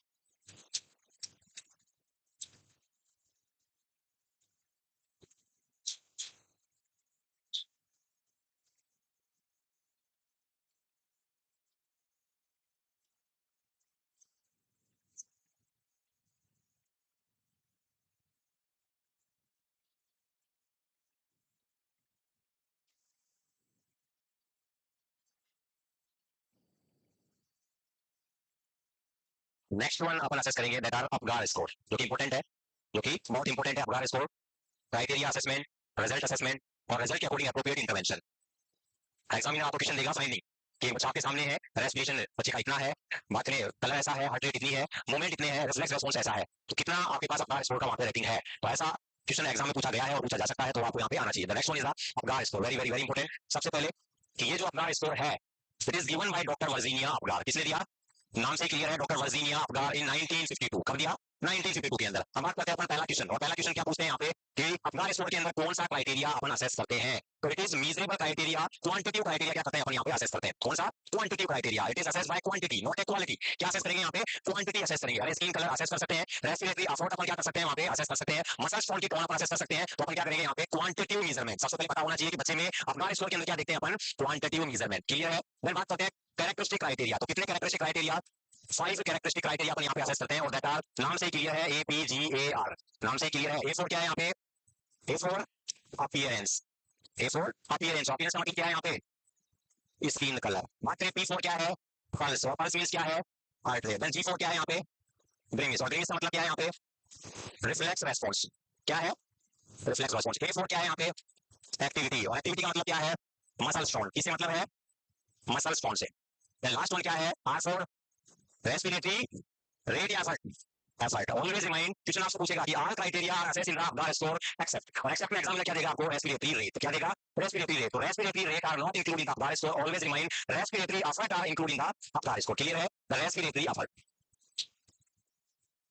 कि बच्चे का रेस्पिरेटरी एफर्ट वहां पे कैसा है। तो 5 क्राइटेरिया वहां पे असेस करते हैं। देन नेक्स्ट क्वेश्चन क्या बन सकता है कि what are the primary and critical observation in the score. तो कौन सा होगा, रेस्पिरेशन। क्या होगा कि what are the critical and primary and most valuable parameter in the score, that are heart rate, pulse rate. वह क्या है, pulse rate and heart rate. क्योंकि इसी के आधार पे अपन क्या करते हैं, सीपीआर वहां पे क्या करते हैं, इनिशिएट करते हैं। अगर हार्ट रेट बिलो 60 आ जाती है तो अपन क्या करते हैं, विदाउट एनी डिले बच्चे का क्या करते हैं वहां पे, सीपीआर स्टार्ट कर देते हैं, रिसब्स्टिट्यूशन स्टार्ट कर देते हैं। तो primary and critical observation and most valuable content in the score is the heart rate. Next one time duration. Next one क्या है, टाइम ड्यूरेशन की कौन कौन से टाइम ड्यूरेशन पे अपन अपना स्कोर क्या करते हैं, कैलकुलेट करते हैं। तो जन्म के आधे घंटे बाद में करते हैं या इमीडिएट आफ्टर डिलीवरी करते हैं। देखो मैं आपको ऑप्शन दे रहा हूं, क्वेश्चन पूछेगा कि अपना score are assessed in the which time. Option आपके सामने है, immediate just after delivery and 5 minute, in the 1 minute and 5 minute, in the 1 minute and 10 minute, and the 1 minute and 15 minute.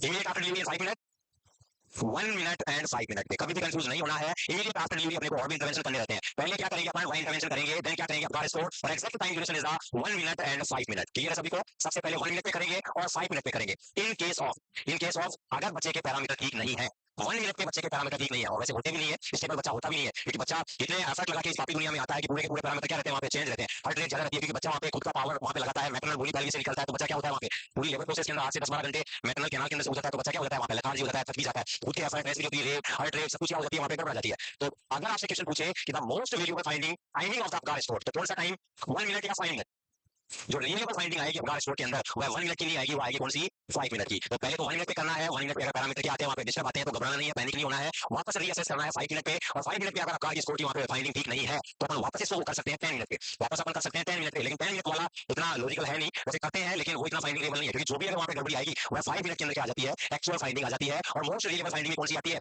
5 minute वाली। उसी के आधार पर क्या कर देते हैं वहां पे ट्रीटमेंट प्रोटोकॉल क्या कर देते हैं, स्टार्ट कर देते हैं, बच्चे को सेग्रीगेट कर देते हैं कि अगर रजत नॉर्मल है तो बच्चे को नॉर्मल रूटीन किया देते हैं, अगर रजत में कुछ दिक्कत है तो बच्चे को क्या करते हैं वहां पे स्टिमुलेट करते हैं, ऑक्सीजन थेरेपी देते हैं, इमीडिएट स्टिमुलेट करके और क्या करते हैं ऑक्सीजन थेरेपी रिसब्स्टिट्यूट। और अगर बिल्कुल बच्चा किसके अंदर है, सीवियर डिस्ट्रेस के अंदर है, तो अपन क्या करेंगे फिर वहां पे सीपीआर स्टार्ट कर देते हैं।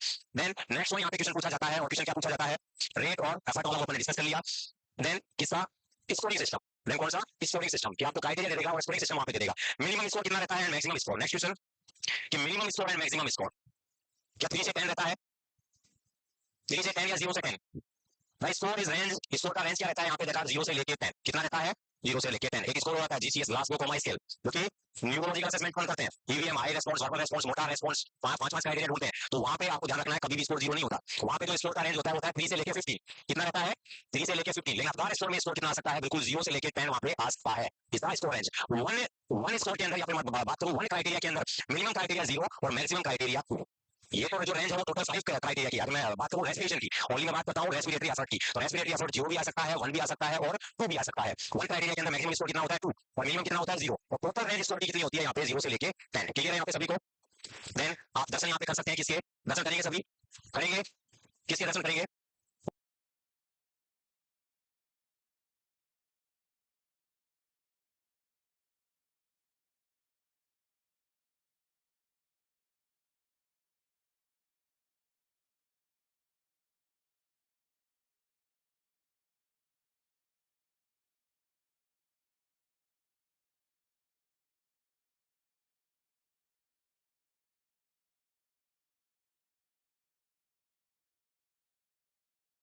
वर्जीनिया अपगार के। तो बिल्कुल दर्शन करना है और हाथ जोड़ना है, नमन करना है, विनती करनी है। It is doctor Virginia Apgar, that is doctor Virginia Apgar, जिन्होंने क्या दिया, अपगार सिस्टम वहां पे दिया, क्या दिया, अपगार सिस्टम। देन नेक्स्ट अपन बात करते हैं यहाँ पे criteria, characteristic, characteristic 0 rank, 1 rank and 2 rank. जैसे जैसे क्राइटेरिया अपने पास आएंगे वैसे वैसे अपन क्या कर देंगे यहाँ पे, वैसे वैसे क्या कर देंगे अपन यहाँ पे स्कोरिंग दे देंगे। जैसे पहले अपन यहाँ पे नॉर्मली बात करें, अपीयरेंस की बात करते हैं, किसकी बात करते हैं, स्किन कलर की, स्किन कलर। तो what are the normal colour of the newborn baby, बिल्कुल पिंक कलर का। कैसे कलर का होता है, पिंक कलर का। एक होता है, एक टर्म होता है एक्रोसाइनोसिस, कौन सा होता है, एक्रोसाइनोसिस। तो what are the meaning of acrocyanosis, what are the meaning of acrocyanosis, कि सेंट्रल बॉडी पार्ट्स तो क्या है, पिंक है, लेकिन अपर एंड लोअर एक्सट्रीमिटीज क्या है वहां पे, bluish discolouration, that is the acrocyanosis. And the acrocyanosis are the normal finding in the newborn. ये भी आपको ध्यान रखना है कि ये जो एक्रोसाइनोसिस वाली कंडीशन है वह न्यूबॉर्न बेबी के अंदर नॉर्मल फाइंडिंग होती है। व्हाई, क्यों, ऐसा क्यों, क्योंकि जब न्यूबॉर्न बेबी होता है, newborn baby are more prone to go in the hypothermia, किसमें जाने के चांसेस रहते हैं, हाइपोथर्मिया में। तो न्यूबॉर्न बेबी क्या करता है वहां पे कि जो एक्सट्रीमिटीज, जो अपर एंड लोअर एक्सट्रीमिटीज का जो ब्लड है उसको क्या करता है वहां पे पुल डाउन करके सेंट्रल बॉडी पार्ट्स में क्या कर देता है, शिफ्ट कर देता है। लेकिन बॉडी के जितने भी वाइटल ऑर्गन है, चाहे ब्रेन ले लो, चाहे हार्ट ले लो, स्टमक ले लो, लीवर, किडनी, सारे के सारे कहां पे है, तो सेंट्रल बॉडी पार्ट्स में है। तो बॉडी क्या करेगा, कंपनसेट करेगा, बच्चा कंपनसेट करेगा कि मेरा जो सेंट्रल बॉडी पार्ट्स है वो सारे के सारे क्या रहे, अप टू डेट रहे, वेल बीइंग रहे। क्योंकि सेंट्रल बॉडी पार्ट्स अगर फिट है तो फेस ऑटोमेटिक क्या रहेगी, फिट रहेगी। तो नॉर्मल क्या करेगा वहां पे बच्चा अपना कलर चेंज कर लेगा, एक्सट्रीमिटीज तो क्या हो जाएगी, ब्लूइश हो जाएगी, क्योंकि वहां का ब्लड कहां पे आ जाएगा, सेंट्रल बॉडी पार्ट्स में। और ब्लड क्या होता है, वार्म होता है, ब्लड वार्म होता है नहीं होता, ब्लड जहां जहां सर्कुलेट करेगा, जहां जहां ब्लड सप्लाई बढ़ेगी, बॉडी में वार्मनेस आती है नहीं आती। तो acrocyanosis are the normal condition in the newborn. और एक कंडीशन आती है साइनोसिस, साइनोसिस का मतलब सीवियर ऑक्सीजन की डेफिशिएंसी वहां पे बॉडी में हो चुकी है। तो अगर वहां पे अपने पास ऑप्शन में क्या है, स्किन कलर के अंदर साइनोसिस, तो अपन क्या दे देंगे, साइनोसिस है, या फिर ब्लूइश कलर का बच्चा वहां पे है, ब्लू कलर का बच्चा वहां पे है, तो कितना स्कोर दे देंगे, 0 स्कोर। दूसरा अपने पास है एक्रोसाइनोसिस, एक्रोसाइनोसिस कितना दे देंगे, 1 स्कोर। और अगर पिंक कलर है तो पिंक कलर में कितना दे देंगे, 2 स्कोर, 2 नंबर। क्लियर है सभी को, ये हो गया अपने पास फर्स्ट पैरामीटर। अब बात करते हैं अपन किसकी, हार्ट रेट की, किसकी बात करते हैं अपन, हार्ट रेट। यहाँ पे ब्लू या फिर यहाँ पे एब्सेंट भी हो सकता है, ब्लू या एब्सेंट, एब्सेंट को वैसे देगा नहीं, ओनली क्या देगा, ब्लू देगा। अपन बात करते हैं हार्ट रेट, एब्सेंट, कोई हार्ट रेट नहीं है, कोई हार्ट बीट नहीं है, कोई हार्ट रेट नहीं है, कोई हार्ट बीट वहां पे नहीं है, कितना स्कोर दे देंगे अपन वहां पे, 0। अगर हार्ट रेट कितनी है, हार्ट रेट कितनी है, less than 100 beat per minute, कितना दे देंगे, 1। और मोर देन कितनी है, 100 बीट पर मिनट, कितना स्कोर दे देंगे, 2। देन अपन बात करें नेक्स्ट वन यहाँ पे ग्लाइमिस, ग्लाइमिस का मतलब रिफ्लेक्स रेस्पॉन्स, क्या है, रिफ्लेक्स रेस्पॉन्स। अब ग्लाइमिस का मतलब यहाँ पे सबसे पहले तो नो रेस्पॉन्स, नो रेस्पॉन्स का मतलब यहाँ पे क्या है, नो रेस्पॉन्स का मतलब क्या है, बच्चे ने आपने को क्या किया, अपने बच्चे को स्टिमुलेट किया, बच्चे के चिक पे पिंच किया, लेकिन बच्चे ने कोई रेस्पॉन्स वहां पे नहीं दिया, बच्चा एकदम क्या कर रहा है, वहां पे पड़ा है, सो रहा है, नो रेस्पॉन्स, नो एक्टिविटी, कोई रिफ्लेक्स एक्टिविटी नहीं है, तो नो रेस्पॉन्स यहाँ पे अपन क्या दे देंगे, 0 रिस्पॉन्स। देन बात करें अपन हाइपो एक्टिव रेस्पॉन्स या फिर ग्लाइमिस, हाइपो एक्टिव रेस्पॉन्स या फिर अपन बात कर सकते हैं यहाँ पे किसी ग्लाइमिस की। हाइपो एक्टिव का मतलब क्या है, सम रिफ्लेक्सेस, अपन ने बच्चे को पिंच किया, बच्चे ने क्या किया 2 मिनट के लिए या फिर 2-3 से 5 सेकंड के लिए क्या किया, वहां पे थोड़ा सा बच्चा क्या किया, ट्राई किया और वापस क्या कर गया, वहां पे सो गया। इसका मतलब रिफ्लेक्स तो है लेकिन फुली एक्टिवेट नहीं है, हाइपो एक्टिव रेस्पॉन्स। कितना दे देंगे 1। देन यहाँ पे फुल क्या है, बच्चा क्राई कर रहा है। जैसे अपन ने क्या किया, बच्चे को क्या किया, पिंच किया जोर से, चिप पे बच्चा जोर जोर से क्या कर रहा है, वहां पे क्राई कर रहा है। कितना रेस्पॉन्स दे देंगे अपन, कितना स्कोर दे देंगे 2 स्कोर। देन अपन बात करें यहाँ पे नेक्स्ट वन क्या है, यहाँ पे मसल स्ट्रॉक। मसल स्ट्रॉक, हाँ मसल स्ट्रॉक के अंदर क्या है, normal attitude of the baby कैसा होता है, foetal attitude, normal attitude, flex position में रहता है। अपर एंड लोअर एक्सट्रीमिटीज को बिल्कुल फ्लेक्शन करके रखता है, देखा होगा आपने। नॉर्मल न्यूबॉर्न बेबी अगर आपने देखा हो तो न्यूबॉर्न बेबी क्या करके रखता है, अपर और लोअर एक्सट्रीमिटीज को बिल्कुल फ्लेक्स करके रखता है। इसका मतलब वहां पे क्या है, गुड मसल स्ट्रॉक वहां पे बच्चे के अंदर है। बच्चा अपने सामने है और बच्चा एकदम फ्लैशड पड़ा है। फ्लैशड का मतलब कोई मसल्स मूवमेंट वहां पे नहीं है, एकदम बूढ़े दादाजी की तरह वहां पे क्या कर रहा है, हाथ पैर फैला के बिल्कुल सो रहा है। तो फ्लैशड का मतलब क्या है, एज ए पैरालिसिस। फ्लैशड का मतलब क्या है, एज ए पैरालिसिस। फ्लैशड या फिर अपन बोल सकते हैं फोकी। फ्लैशड का मतलब क्या है, यहाँ पे पैरालिटिक कंडीशन, जीरो स्कोर यहाँ पे दे देंगे। दूसरा क्या है यहाँ पे मसल स्ट्रॉक के अंदर, दूसरा क्या है यहाँ पे सम फ्लेक्शन।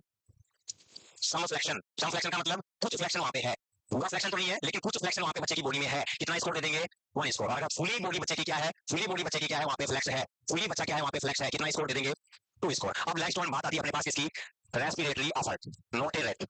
रेस्पिरेटरी असर्ट अगर बिल्कुल बंद है, बिल्कुल एब्सेंट है, एपनिया है, तो कितना स्कोर दे देंगे अपन वहां पे 0। एब्सेंट में 0। दूसरा अपन बात करें वहां पे, रेस्पिरेशन तो है लेकिन वह क्या है वहां पे इररेगुलर। रेस्पिरेशन तो है लेकिन इररेगुलर पैटर्न के अंदर है। मतलब इररेगुलर पैटर्न का मतलब क्या है, सीसा रेस्पिरेशन है, इंटरकोस्टल रिट्रैक्शन वहां पे देखने को मिल रहा है। नॉर्मल जो रेस्पिरेटरी रेट है 30 से लेकर 60 ब्रेथ पर मिनट, नॉर्मल क्या होती है respiratory rate in the newborn. Respiration तो है लेकिन 30 से कम है, रेस्पिरेटरी रेट क्या है 30 ब्रेथ से कम है, तो उसमें भी अपन कितना दे देंगे वहां पे स्कोर 1 दे देंगे। इररेगुलर पैटर्न किसमें है, इररेगुलर पैटर्न के अंदर है। और बच्चे में क्या है वहां पे गुड क्राई है, बच्चा अच्छे से गुड क्राई कर रहा है, कोई साइनोसिस की कंडीशन वहां पे नहीं दिख रही। इसका मतलब क्या है, रेस्पिरेशन के बच्चे का क्या है वहां पे healthy, regular and good cry, regular and good cry.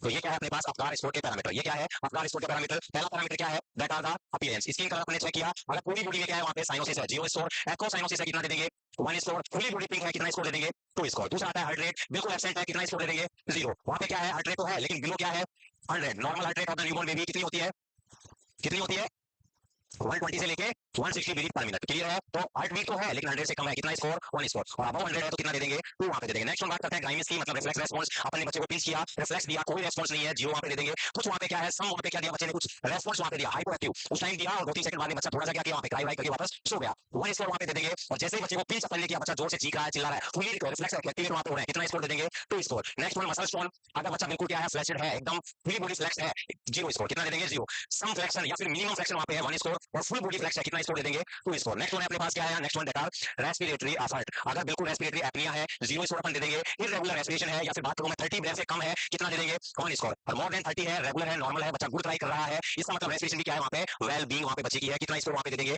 2 score वहां पे दे देंगे। क्लियर है सभी को, skin colour, heart rate, reflex response, muscle tone and respiratory effort. Next आगे की तरफ रिजल्ट। Next one result. और रिजल्ट में 3 क्राइटेरिया यहाँ पे होता है, that are mild, moderate and severe. Mild, moderate and severe. Mild का स्कोर हुआ है, माइल्ड को अपन बोल सकते हैं नो डिस्ट्रेस। माइल्ड का मतलब क्या है, no distress. Mild, moderate and severe. Mild को क्या बोल सकते हैं अपन, नो डिस्ट्रेस। तो माइल्ड के अंदर अपने पास क्या आ जाएगा, अपना स्कोर का रेंज बेकार 8 से लेके 10। मॉडरेट के अंदर कितना आ जाएगा स्कोर 4 से लेके 7। और सीवियर के अंदर कितना आ जाएगा 0 से लेके 3। तो ये क्या रहेगा अपने पास, अपना स्कोर का रिजल्ट रहेगा। अगर अपने पास कैटेगरी आ रही है कौन सी, माइल्ड वाली, नो डिस्ट्रेस वाली, नथिंग इंटरवेंशन इज डन। अपने को कुछ नहीं करना, क्या करना है, बच्चे को नॉर्मल रूटीन केयर की तरफ ले जाना है। नॉर्मल रूटीन केयर का मतलब बच्चे को इमीडिएट ड्राई कर देंगे, टैग लगा देंगे, मदर से मिलवा देंगे, अटेंडर्स को दे देंगे, दादी वाली से मिलवा देंगे, वैक्सीनेशन वहां पे लगा देंगे, जितने भी रूटीन वैक्सीनेशन है वो लगा देंगे, और ब्रेस्ट फीडिंग वहां पे करवा देंगे। अगर अपना स्कोर की रेंज है वहां पे 8 से लेके 10 के बीच में, हम बात करते हैं अपना स्कोर वहां पे आ रहा है 4 से 7 के बीच में, देन क्या करेंगे अपन, कंटिन्यूस बच्चे को मॉनिटरिंग रखेंगे, यस या नो। वाइटल साइन वगैरह रेगुलर पैरामीटर क्या करेंगे वहां पे मॉनिटर करेंगे, बच्चे को स्टिमुलेट करेंगे, क्या करेंगे स्टिमुलेट फॉर रेस्पिरेशन। करते हैं नहीं करते, मूवीज में आपने देखा होगा बच्चे की सांस वास नहीं चलती है तो उल्टा करके वहां पे क्या देते हैं, शोल्डर ब्लेड्स के बीच में चेस्ट ब्लेड, देन क्या करते हैं वहां पे फिंगर से टैप करते हैं, यस या नो। तो वैसे बच्चे को क्या करते हैं अपन, शॉल फ्लिकिंग के द्वारा, या तो बच्चे का पांव का तलवा क्या करते हैं वहां पे शॉल से फ्लिकिंग करते हैं। रीजन क्या है शॉल फ्लिकिंग का, क्योंकि वहां पे नर्व एंडिंग क्या होती है, ज्यादा होती है। बच्चे का जो शॉल होता है, जो पांव का तलवा होता है, वहां पे काफी सारी क्या होती है, नर्व एंडिंग होती है, इसलिए बच्चे के शॉल को फ्लिकिंग करते हैं, दोनों शोल्डर ब्लेड के बीच में क्या करते हैं अपन सब दबाते हैं, ताकि बच्चे में क्या हो जाए, रेस्पिरेशन की शुरुआत वहां पे हो जाए। सक्शन करेंगे, सक्शन करने के बाद बच्चे को क्या दे देंगे, ऑक्सीजन थेरेपी। यह किसमें करेंगे अपन, मॉडरेट वाली कंडीशन में। और अगर बच्चा अपने पास आता है सीवियर डिस्ट्रेस वाला, कौन सा बच्चा, सीवियर डिस्ट्रेस वाला, मतलब रेस्पिरेशन भी नहीं है, हार्ट रेट भी नहीं है, और साथ ही साथ में वहां पे ब्रीथिंग पैटर्न बिल्कुल 0 है, रिफ्लेक्स भी नहीं है, मसल स्टोन भी नहीं है, 0 स्टोन है, तो अपन क्या कर देंगे, इमीडिएट रिसक्सिटेट। क्या करेंगे, विदाउट एनी डिले बच्चे को क्या करो आप वहां पे सीपीआर स्टार्ट कर दो। तो ये क्या है इसका result criteria, normal routine care, sustaining oxygen therapy, stimulation and continuous monitoring, and CPR should be started as early as possible. क्या कर देंगे, सीपीआर को स्टार्ट कर देंगे। तो इसको लिख लिया जाए, अब छाप लिया जाए इसको, बिल्कुल फटाफट इसको राइट डाउन करेंगे। आपका स्कोर, और ये रही आपके वर्जीनिया आपका वजीन अबगार का छायाचित्र आपको नहीं छापना है।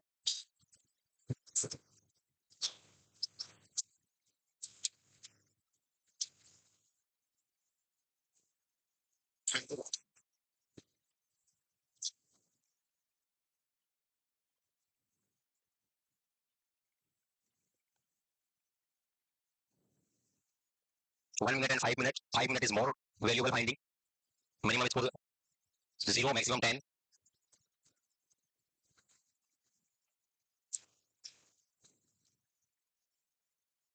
क्लियर या ऑल क्लियर? ऑल क्लियर, बहुत बढ़िया, बिल्कुल सब ठीक है आपके लिए। क्या हुआ? हाँ बताओ क्या हुआ?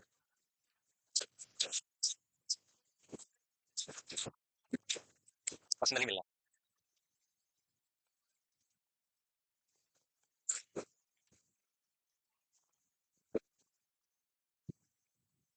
नेक्स्ट चलिए आगे।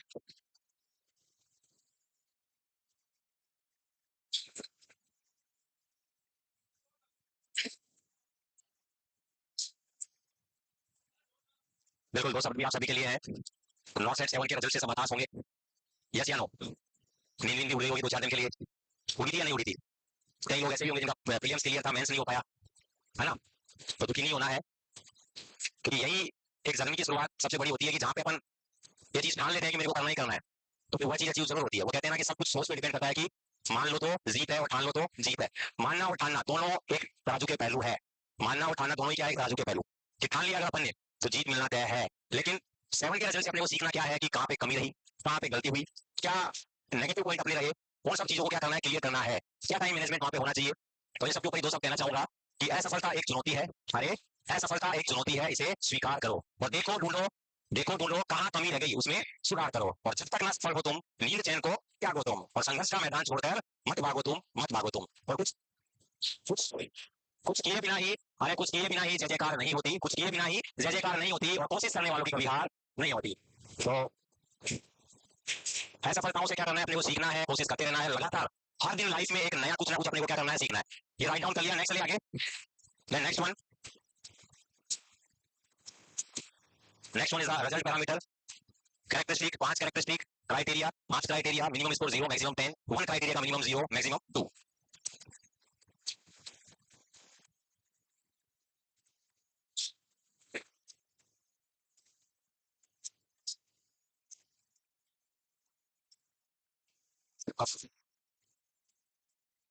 स्नीच, ऑफ स्नीच भी यहाँ पे आपको मिल सकता है। रेस्पिरेशन रेगुलर में आपको गुड क्राई भी मिल सकता है। नो रेस्पॉन्स में फ्लोपी भी आपको देखने को मिल सकता है।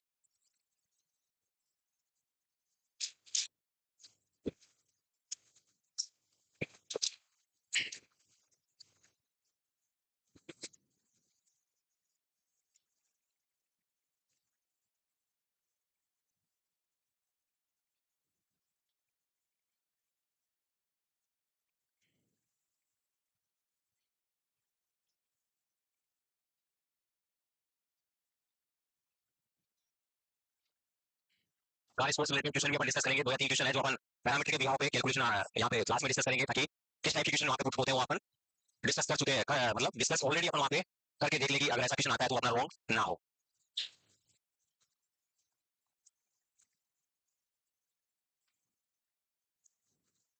तो जिसको क्लियर है उसके लिए बहुत बढ़िया, जिसको ऑल क्लियर है वो वापस जाके रिवाइज करे, और किसी को भी कोई कंफ्यूजन और डाउट हो तो वो क्लियर कर सकते हैं। तो आज के लिए इतना ही, थैंक्स टू ऑल, मिलते हैं नेक्स्ट क्लास में।